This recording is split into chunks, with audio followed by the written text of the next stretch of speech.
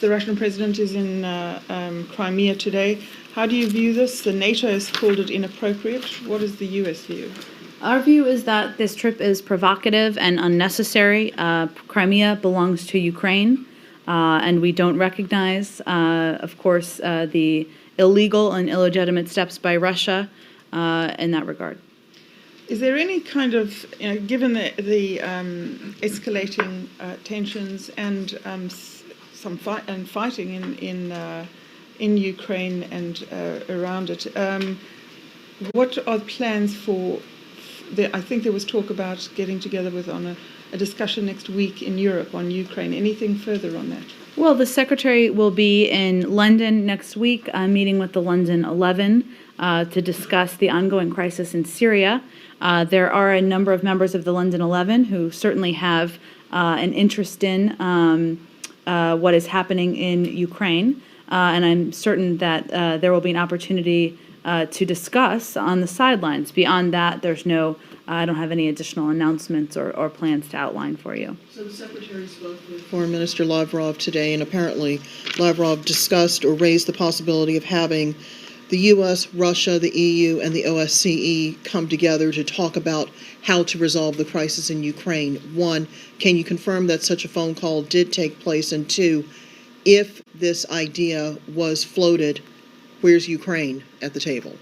Well, the Secretary did speak with Foreign Minister Lavrov this morning. He also spoke with Prime Minister Yatsenyuk. In the phone call with Prime Minister Yatsenyuk, they talked about continued steps to support de-escalation. The Secretary, Prime Minister Yatsenyuk, provided an update on the security situation on the ground, efforts to maintain calm and preparations for the election.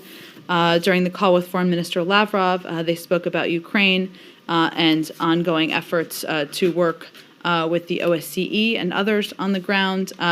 They also spoke about Syria and the process of removing chemical weapons and the remaining work that needs to be done on that front. Our view on any proposal of discussions, and that is that Ukraine would have to have a seat at the table. And we are in discussions with our European partners, with the Ukrainians, about the next step forward. And obviously, the Secretary spoke with Foreign Minister Lavrov this morning about it, but I don't have any meetings or planned meetings to announce. Did the Secretary tell Lavrov the U.S.'s view that you just stated, that Putin's visit to Crimea was provocative and unnecessary? Did he put it that plainly to him? That wasn't a part of the discussion. They really were discussing the situation on the ground in terms of what steps we need to take moving forward. And what about the people in Donetsk and Luhansk who said that their referenda are going ahead regardless of what President Putin had to say? Did that come up at all? What I read out is the focus of the meeting, but we can talk about, was the focus of the conversation. But we can talk about other questions you have as it relates to Ukraine. Yeah. Mm-hmm. A second call because they spoke yesterday by telephone. What prompted the call today? They have been speaking every couple of days and pretty regularly throughout this crisis, so it wasn't anything other than continued conversations. But at the moment, just to go back to the question that you were asked previously, there's no plans during the trip to London for Foreign Minister Lavrov to come to London to meet with Secretary Kerry. Our plans are to go to London and have a meeting with the London 11 on Syria. Okay, and I just wondered if I could ask you if you were aware of reports that there's been fighting between Ukrainian troops and these militias in the southeastern city of Mariupol, mm-hmm. in which 21 people apparently have been killed, which seems to me a worrying escalation of the violence. Well, we condemned the outbreak of violence caused by pro-Russia separatists this morning in Mariupol, which has resulted in multiple deaths. We continue to call for groups who have jeopardized public order by taking up arms and seizing public buildings in violation of Ukrainian law to disarm and leave the buildings they have seized. So certainly we are aware of that. We're watching it very closely. I would also say, in relation to your other question, we would welcome any steps Russia would be willing to take to diffuse tensions in accordance with its Geneva commitments. We've seen their words before. What we're waiting for is actions, and if this crisis is going to end, we need their words to be made real. So if they are serious about what they're saying. They need to tell separatists to lay down their arms, to release those who are being held, and that obviously we have not seen happen. Yes, Syria? No, Ukraine? Ukraine? Go ahead. The two factors that all the world is watching these days are the movement or the absence of the movement of Russian troops around the borders of Ukraine. What's your understanding of is there any withdrawal or shrinking in the number? Nothing has changed since yesterday. We have not seen the movement that they spoke about. The other factor, which is all the people or most of the people who are in the area are watching the referendum or the expected referendum on Sunday. What's your understanding or what's your observation of what's happening? Is it going to happen? And if it's happened, what you are going to do? Well, as we've made clear, the referendums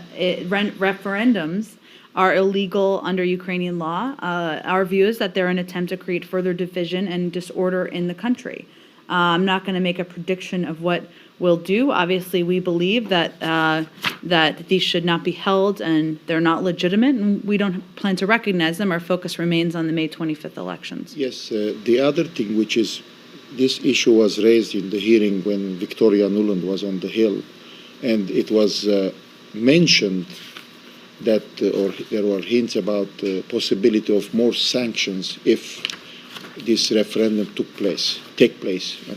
I think I answered this the other day, but just to reiterate, obviously there are a range of factors we look at. We have a range of tools because of the executive order, the executive orders, I should say, the president has signed.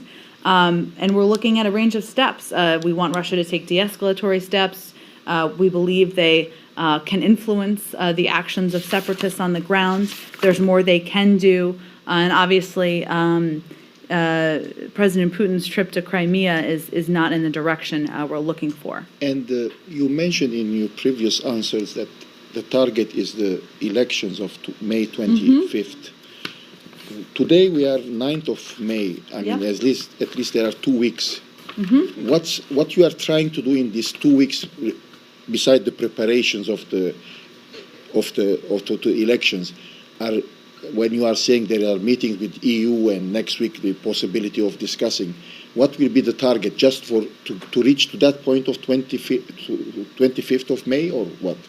Well, obviously there are a couple of tracks here. The elections and preparations for the elections are very much on track. I outlined some of the details on that just yesterday. And I mentioned, just to give a quick summary, the election monitoring agency, ODIHR, has already deployed 100 long-term observers.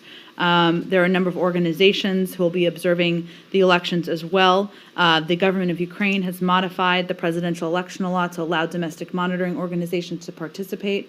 We have provided a total of $11.4 million to support free and fair elections.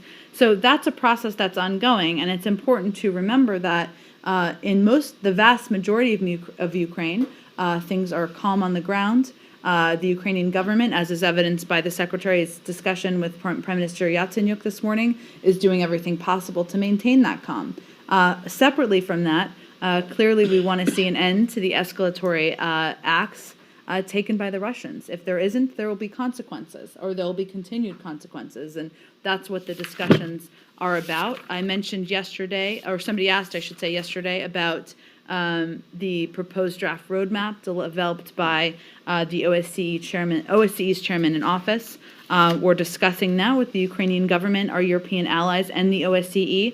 There are a range of ideas from a range of parties that have been out there, but that's the focus of those discussions with our international partners. And if you may, let me ask, from the beginning of this crisis, there was the issue of supporting Ukraine.